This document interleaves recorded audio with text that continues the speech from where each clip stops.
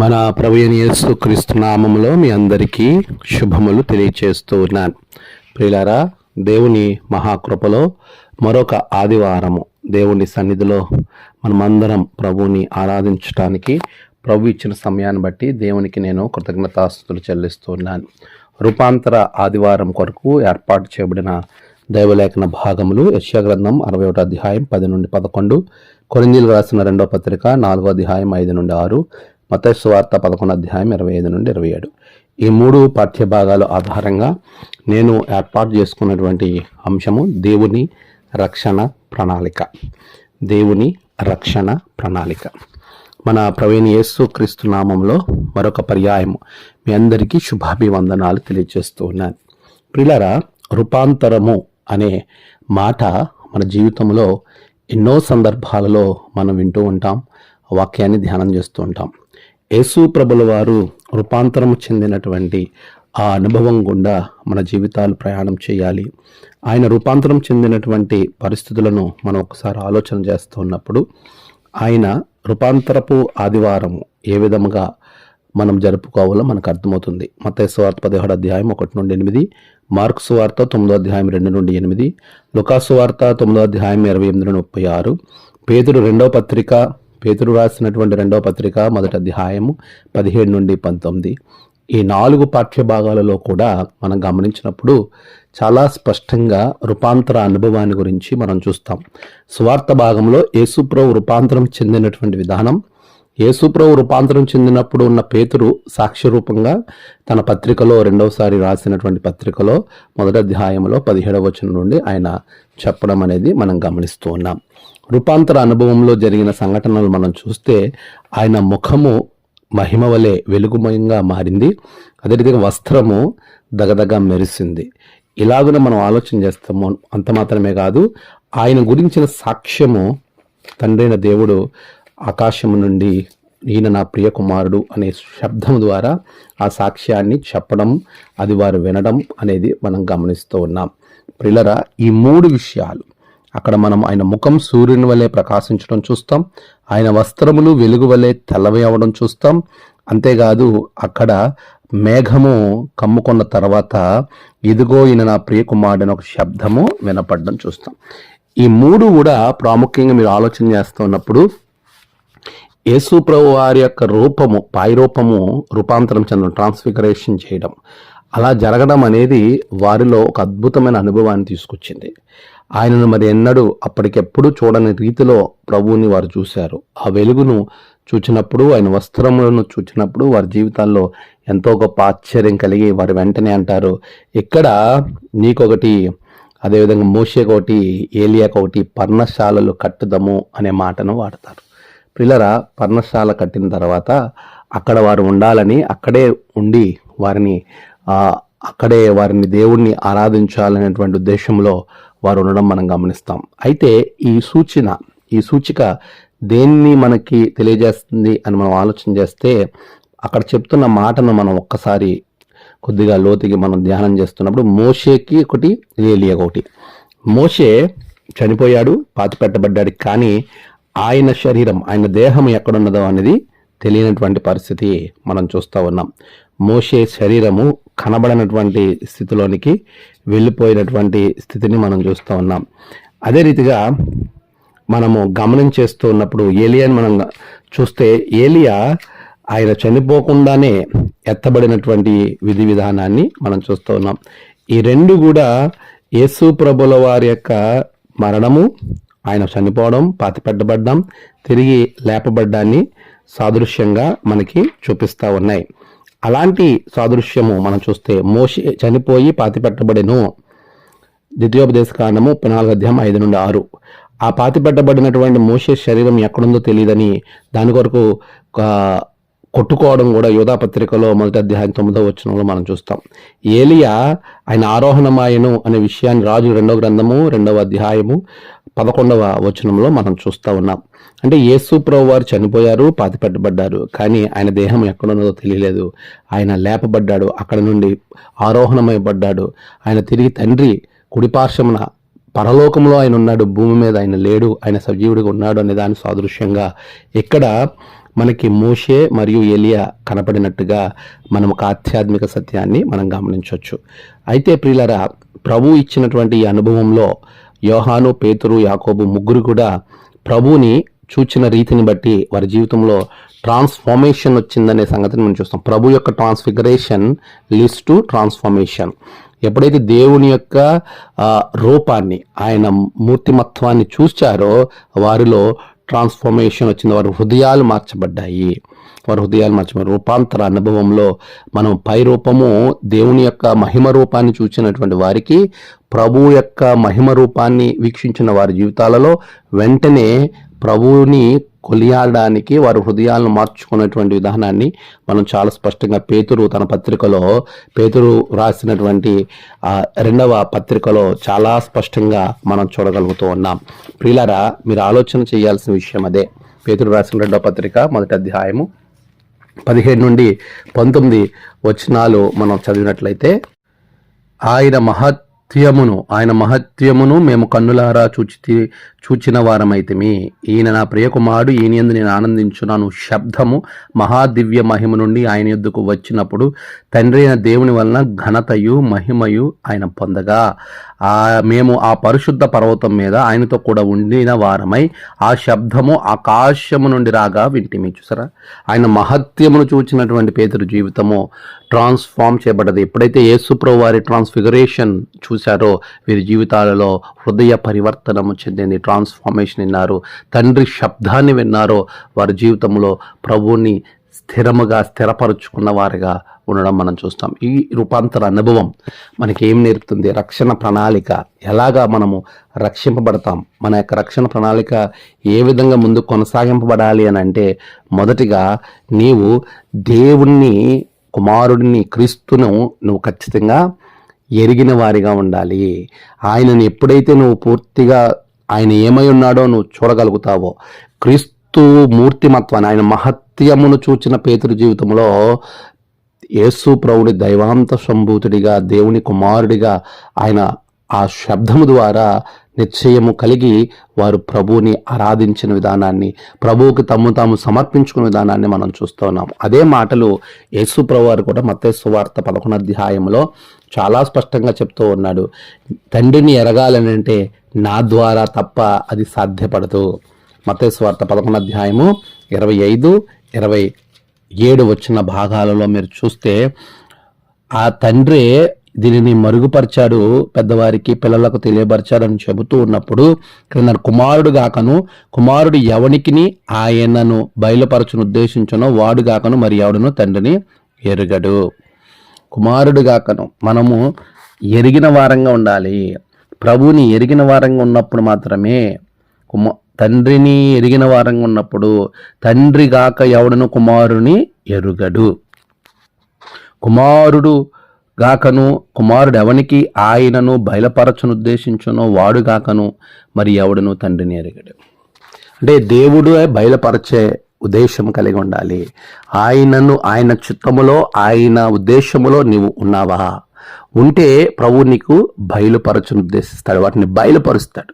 కుమారుని గురించినటువంటి ఉద్దేశాలు, కుమారుని యేసు ప్రభు వారి గురించినటువంటి సంగతులు. అదే కదా ఇర్మియా గ్రంథం 33:3 అంటాడు, నాకు మొరపెట్టుము నీకు ఉత్తరం ఇచ్చెదను, నువ్వు గ్రహింపలేని ఘోరమైన సంగతులు నీకు తెలియజేస్తాను. బయలుపరచడం అంటే అదే, తెలియచేయడం. ప్రభు మనకి తెలియజేస్తాడు, తండ్రి కుమారుని గురించి తెలియజేస్తాడు. ఎంతోమంది ఎంతో కన్ఫ్యూజన్లో ఉంటున్నారు, రాకడ ఎప్పుడు వస్తుంది, ఆయన ఏ విధమైనటువంటి రాకడ సమయంలో ఎలా ఉంటుంది, వివిధమైనటువంటి బోధలు మన చుట్టూ జరుగుతూ ఉన్నాయండి.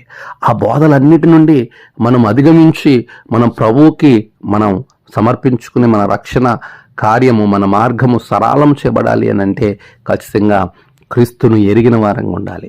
తండ్రి ఉద్దేశంలో నువ్వు ఉండాలి, తండ్రి చిత్తంలో నువ్వు ఉండాలి. ఆయన అంటున్నాడు, యెషయా కుమారుడు ఆయన దావీదుని నేను కొనుక్కుంటున్నా, అతను నా ఉద్దేశం అన్ని నెరవేరినవాడు. ఆయన మనల్ని చూచినప్పుడు మన ఎడల ఆయన కనికరం కలిగి, జాలి కలిగి, ప్రేమ కలిగి మనకు తన ఉద్దేశంలో తెలియపేవానిగా ఉండాలి. అబ్రహాముకు నేనేమైనా చెప్పకుండా దాచిదనా అని తండ్రి దేవుడు అబ్రహాం విషయంలో గొప్ప సాక్ష్యం చెప్పాడు. ఆ విధమైనటువంటి నడిపింపు పౌలుకి కూడా అదే నడిపింపు వచ్చింది. ఆత్మ వారిని వెళ్ళనివ్వలేదు, ఆత్మ ద్వారా నడిపింపబడ్డాడు. ఈ రోజున నీవు కుమారుణ్ణి ఎరిగిన వాణిగా, తండ్రి చిత్తములో, తండ్రి ఉద్దేశంలో ఉన్నవాణిగా నువ్వు ఉన్నప్పుడు నీ రక్షణ కార్యం ఖచ్చితంగా ఆ మార్గము సరళం చేయబడుతుంది. దానిలో నువ్వు విజయం పొందుకుంటావు, పరలోక రాజ్య ప్రవేశము చేయగలుగుతావు, దేవుని యొద్దకు చేర్చబడతావు. ప్రియులరా, మన జీవితము ఆశీర్వాదకరమైన జీవితంగా ఉండాలి. మన జీవితం రక్షింపబడినటువంటి జీవితాలుగా ఉండాలి. మన ద్వారా కుటుంబాలు, మన ద్వారా సంఘములు, సమాజము ఆనందమయంగా ఉండాలి అంటే రక్షణ కార్యంలో నీవు ఖచ్చితంగా ఒక మార్గమై ఉండాలి. అలా ఉండాలంటే నీవు కుమారుని ఎరిగి ఉండాలి, దేవుని ఉద్దేశంలో నీవు ఉండాలి. ఇది మొదటిగా జ్ఞాపకం పెట్టుకోవాలి. రెండవదిగా, రక్షణ కార్యములో మనము కుమారుని ఎరిగి ఉండి తండ్రి ఉద్దేశంలో ఉండడం మాత్రమే కాదు, కానీ మనము చీకటిలో నుండి వెలుగులోనికి రావాలి. చాలామంది యేసుప్రభుని ఎరిగి ఉంటారు, కానీ ఇంకా చీకటిలోనే జీవిస్తారు. ప్రభు అన్నాడు, నిన్ను చీకటిలో నుండి నేను బయటకు తీసుకుని వచ్చాను అని అంటున్నాడు. అదే విషయం మనం ఇక్కడ చూస్తాము. చూడండి, అపోస్తలుడైన పౌలు కొరింథీయులకు రాసినటువంటి 2వ ఉత్తరములో 4వ అధ్యాయము 5 నుండి 6 వచనాలు కనుక మీరు చదివినప్పుడు, అంధకారము నుండి వెలుగు ప్రకాశించునుగాక అని పలికిన దేవుడే తన మహిమను గూర్చిన జ్ఞానము యేసుక్రీస్తునందు వెల్లడిపరచుటకు మా హృదయములలో ప్రకాశించెను. క్రీస్తుని ఎరిగి ఉన్న నీవు ఆ చీకటిని వదిలి చీకటిలో నుండి వెలుగులోనికి రావటం అనగా ఆ క్రీస్తు మీ హృదయాలలో ప్రకాశించాలి. ఆ వెలుగైనటువంటి క్రీస్తు, సాతాను చీకటిని తీసివేసి మన హృదయంలో క్రీస్తు ప్రకాశించాలి. క్రీస్తుని ఎరిగి ఉండడం మాత్రమే కాదు, దేవుని ఉద్దేశంలో ఉండడం మాత్రమే కాదు, కానీ ఆయన ఎరిగి ఉండాలి. దేవుణ్ణి ఎరిగి ఉండి ఆయన శక్తిని చూచి ఆయనను తన హృదయంలో చేర్చుకొని ఫరోని మనం చూస్తాము. ఇతడు నిజముగా దేవుని కుమారుడే, నీతిమంతుడే అని చెప్పిన శతాధిపతిని చూస్తాము, అంగీకరించలేదు. ఇంకా అనేక మందిని మనం చూస్తాము. మీరు గమనించండి, కానీ వారు దేవుణ్ణి అంగీకరించిన వారిగా ఉన్నారు, వారు ఎరిగిన వారిగా ఉన్నారు, కానీ హృదయంలోనికి అంగీకరించలేదు. ఈరోజు క్రీస్తును అంగీకరించడం కాదు, ఎరిగి ఉండడం మాత్రమే కాదు, తండ్రి ఉద్దేశంలో ఉండడం మాత్రమే కాదు, ఆయనను మన హృదయంలోనికి చేర్చుకోవాలి. ఆ వెలుగు మన హృదయంలో ప్రకాశించాలి. అలా ప్రకాశించకపోతే ఆ పైవచనములు అంటాడు, అంధకార సంబంధమైన, యోగ సంబంధమైన దేవత మీ హృదయాలకు, మీ మనోనేత్రాలకు గుడ్డితనం కలగజేస్తుంది అన్నాడు. ఆ గుడ్డితనంలో ఉండిపోతాం మనం, ఆ అంధకారంలో ఉండిపోతాం మనం. అది కాదు కదా, మనము ప్రకాశింపబడాలి. క్రీస్తు వెలుగు ద్వారా మనం ప్రకాశింపబడాలి. ఎప్పుడైతే ఆ మన హృదయములో ఉన్నటువంటి చీకటి తొలగింపబడాలంటే ఆయన ముఖ కాంతిలో మా రహస్య పాపములు కనబడుచున్నవి అని వాక్యము చెబుతున్నట్లుగా మన యొక్క రహస్య పాపములను అన్నీ వదిలిపెట్టడానికి ఆయన ముఖ కాంతిని మనం కలిగిన వారంగా ఉండాలి. ఆయన ముఖ కాంతిని ఎప్పుడైతే మనం కలిగి ఉంటామో ఆ ముఖ కాంతిలో మన జీవితాలు ఆశీర్వాదకరంగా ఉంటాయి అనే విషయాన్ని మీకు నేను జ్ఞాపకం చేస్తూ ఉన్నాను. కీర్తన 90 కీర్తనలో 8వ చరణాన్ని మనం చూస్తూ ఉన్నప్పుడు, మా దోషములను నీవు నీ ఎదుట నుంచుకొని ఉన్నావు, నీ ముఖకాంతిలో మా రహస్య పాపములు కనబడుచున్నవి. పిల్లల, ఆ ముఖకాంతిని మనం చూచినప్పుడు ఆ ముఖకాంతిలోనే మన రహస్య పాపాలు కనబడతాయి. ఆ ముఖ కాంతి మన మీద పడినప్పుడు ఆయన కృప మనల్ని రక్షిస్తుందని ఇదే కీర్తనగాడు 31వ కీర్తన 16వ వచనం, నీ సేవకుని మీద నీ ముఖకాంతి ప్రకాశింపచేయము, నీ కృప చేత నన్ను రక్షింపము. నిజమే, ముఖకాంతియే వారికి విజయము కలగజేసెను. కీర్తన 44:3. ముఖకాంతి మన మీద ప్రకాశింపబడాలని అహరోన్ ఆశీర్వాదంలో కూడా మనము, లూథరన్ ఆశీర్వాదంలో చివరిగా అహరోన్ ఆశీర్వాదంలో అదే మాటలు మనం చూస్తాం. ప్రియులారా, దేవుని ముఖకాంతి ఎప్పుడైతే చూస్తామో అలాంటి వారి జీవితాల్లో ఆశీర్వాదకరంగా ప్రభు వెలుగు వారి హృదయంలోకి వెళుతుంది. అదే రూపాంతర అనుభవం. ఎందుకు పేతురు అంతగా మహత్యము అనే పదం వాడాడు అని అంటే, రూపాంతరములో యేసు ప్రభుని కాంతిని చూసినటువంటి వాడి జీవితాలు ఆశీర్వదింపబడ్డాయి. ఆయన ముఖము ఎలా మారిపోయిందంటే సూర్యుని వలె ప్రకాశించెను. ఆ ముఖకాంతిని చూసిన పేతురు జీవితం ఆశీర్వాదకరంగా మారింది. తన హృదయంలోనికి యేసును చేర్చుకున్నాడు. ఈ రోజున యేసును ఎరిగి ఉండడం మాత్రమే కాదు, దేవుని ఉద్దేశంలో ఉండడం మాత్రమే కాదు, నీవు చీకటిలో నుండి వెలుగులోనికి తేబడ్డావు. క్రీస్తు యొక్క మరణము ద్వారా, పునరుద్ధానం ద్వారా నువ్వు తేబడ్డావు. అయితే ఆ వెలుగు నీ హృదయంలో ప్రకాశింపబడాలి. ప్రకాశిస్తుందా? క్రీస్తు వెలుగు నీ హృదయంలో పుట్టిందా? క్రీస్తు వెలుగు నీ ఉదయంలో ఉందా? అలా ఉంటే ప్రభు నీకు ఇస్తున్నాడు, ఆయన రక్షణ వస్త్రం నీకు ఇస్తాడు. ఇది చాలా ప్రాముఖ్యమైన విషయం. అయితే ఇక్కడ జ్ఞాపకం పెట్టుకోవాల్సిన విషయం ఏంటంటే యెషయా గ్రంథం 61వ అధ్యాయం అనేది బబులోను చెరకు ముందు రాయబడినటువంటి పుస్తకం అయినప్పటికీ, బబులోను చెరలో తెలియబడినటువంటి పుస్తకం అయినప్పటికీ, బబులోను చెరకు రాకపోయే ముందు తెలవబడిన పుస్తకం అయినప్పటికీ, అంటే 3 సందర్భాల్లో కూడా ఈ పుస్తకం రాయబడ్డది. అయితే రక్షణ వస్త్రాన్ని ధరింపజేస్తున్నాను అని ప్రభు ఇస్తున్నటువంటి, తండ్రి ఇస్తున్న వాగ్దానాన్ని మీరు కనుక ఆలోచన చేస్తే, ఈ రక్షణ వస్త్రాన్ని ధరింప చేయడానికి వారు దేవుని వైపుకు తిరిగిన సందర్భాన్ని మనం చూస్తూ ఉన్నాం. ఇక్కడ యెషయా గ్రంథం 61వ అధ్యాయం అనేది చెర తర్వాత రాయబడినటువంటిది, బబులోను చెర తర్వాత రాయబడినటువంటి అధ్యాయాలు ఇవి. ఈ అధ్యాయంలో యేసు ప్రభుల వారిని గూర్చినటువంటి ప్రవచనాలు చెబుతూ ఆయన ఎలాంటి కార్యాలు చేస్తాడో, ఏమేమి చేయబోతున్నాడో ఇక్కడ చెప్తూ ఉన్నాడు. ఏమేం చేయబోతున్నాడు? ఆయన శృంగారమైన బాగా ధరించుకున్న పెండ్లి కుమారుని అనే రీతిగాను, ఆభరణములతో అలంకరించుకున్న పెండ్లి కుమార్తె రీతిగాను ఆయన రక్షణ వస్త్రమును నాకు ధరింపజేసి ఉన్నాడు, నీతి అను పైబట్టను నాకు ధరింపజేసి ఉన్నాడు. కాగా యెహోవాను బట్టి మహానందంతో నేను ఆనందించుచున్నాను. అది ప్రభువు చెబుతున్నటువంటి మాటలను గురించి చాలా స్పష్టంగా యేసు ప్రభుల వారు నజరేతు ప్రణాళికలో 61వ అధ్యాయము మరి ముఖ్యంగా మొదటి వచనాలు ఆయన సమాజ మందిరంలోకి వెళ్ళినప్పుడు చెప్పి ఈ మాటలు నెరవేరినాయి అని చెప్తున్నాడు. అంటే ఈ అధ్యాయం అంతా కూడా క్రీస్తుని గురించి, మెస్సయ్యను గురించి చెప్పబడిన మాటలు. ఆయన తండ్రిని గురించి ఏం చెప్తున్నాడంటే, నాకు ఒక అద్భుతమైనటువంటి అలంకరణలాగా నన్ను అలంకరిస్తూ ఆయన వస్త్రాలు ఇస్తున్నాడు. ఆ వస్త్రాలు ఏంటంటే రక్షణ వస్త్రము, పైబట్ట, నీతి అనే పైబట్ట ఆయన నాకు ధరింపజేసి ఉన్నాడని ప్రభువు తండ్రిని గురించి చెబుతూ ఉన్న మాటలు ఇవి. అయితే ఈ మాటలను మనం ఆధ్యాత్మికంగా ఎలా తీసుకోవాలి? ఏ సందర్భంలో రాయబడ్డాయి? చెర నుండి బయటకు వచ్చి వారు శారీరకమైన చెర విడుదల ఉంది, కానీ ఆధ్యాత్మికమైన చెరలో వారు ఇంకా ఉండిపోయారు. వారు హృదయాల్లో వెలుగు లేదు, వారి హృదయాల్లో దేవుని యొక్క నమ్మకము, విశ్వాసం లేదు. వారు ఎలా వెళ్ళాలి, ఎక్కడికి వెళ్ళాలి తెలియనటువంటి అగమ్య గోచరంగా ఉన్నటువంటి పరిస్థితులలో ప్రభువు ఈ ప్రవచనాలను తీసుకుని వచ్చారు.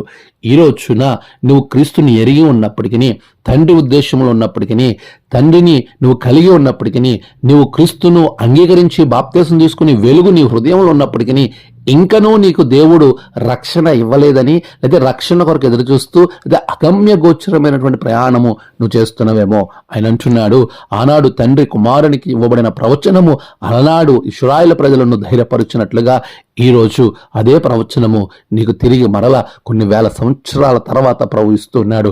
నేను నీకు ధరింపజేస్తాను. ఆయన ధరింపజేయ దేవుడు, నీకు ధరింపజేస్తాడు. రక్షణ వస్త్రాన్ని, నీతి అనే పైబట్టను, ఆనందాన్ని నీకు అనుగ్రహిస్తాడైనా. ఆనందాన్ని నీకు అనుగ్రహిస్తాడు. అయితే మహదానందమును అనుగ్రహిస్తాడు. ఆ సంతోషాన్ని నీకు అనుగ్రహిస్తాడు.